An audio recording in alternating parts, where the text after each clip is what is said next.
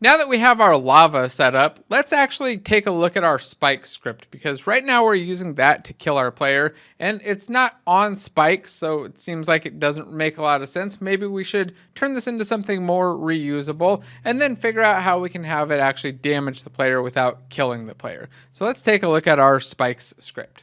The spike script right now checks for a collision enter, and if we collide, it checks to see if we hit the player. If so, we load scene 0.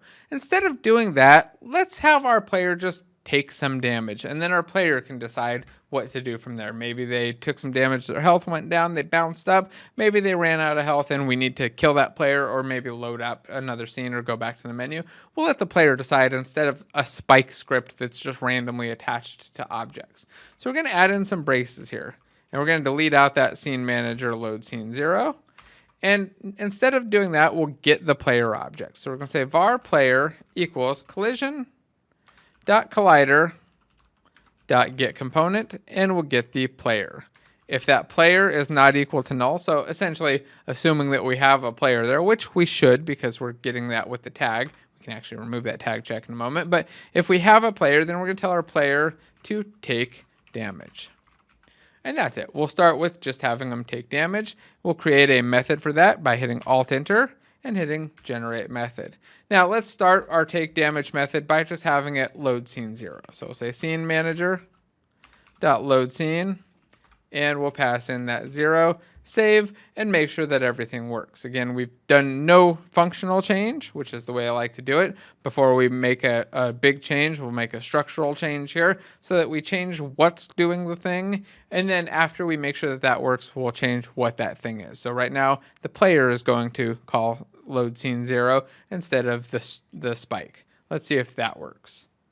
So you should be able to hit play, run over, jump on that lava or a spike or anything else, and go to our menu. Boop, there we go. We're to the menu. That's working just as expected.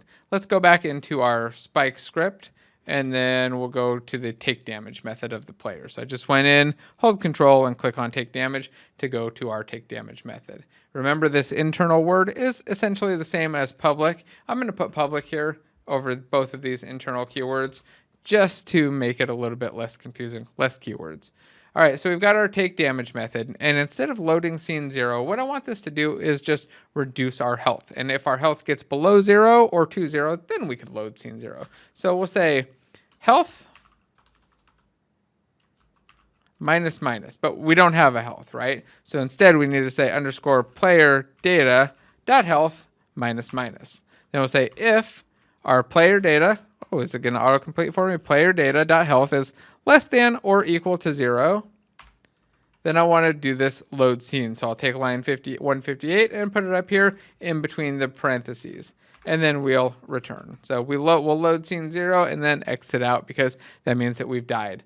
Otherwise, well, we probably just want to make the player do something special, like play a sound effect or bounce them or maybe flash the screen or do a screen shake or something else. But for now, let's just save and not do anything. We'll just say, hey, if you take damage, we'll reduce your health. And if your health gets down below 0, we'll kill you. But right now our health is always going to be 0. So we need to come up with some sort of a default value for our health. And I'm going to do that right inside our player data. We'll just assign it to, let's go with a value of 6 for now. So imagine we've got 6 little hearts and we're going to go through 6 of those. We'll bind this all up and kind of figure out a better place for this later. But for now, if we just default initialize it to 6, whenever we get a new player data, it should have a value of 6.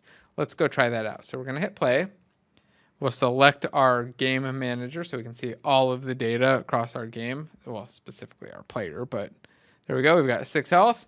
And I'll go run over here, jump on the lava. Bam, I've got 5 health. 4 health. 3, 2, and notice when I walk on it, I can even kind of bounce myself because I go up and down off of the lava. But there we go. I'm down to 0, even -1, and totally dead.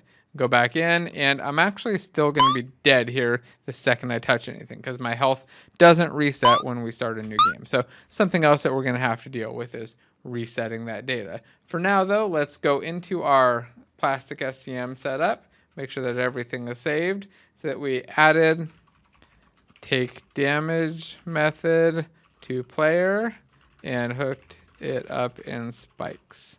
And we'll check that in.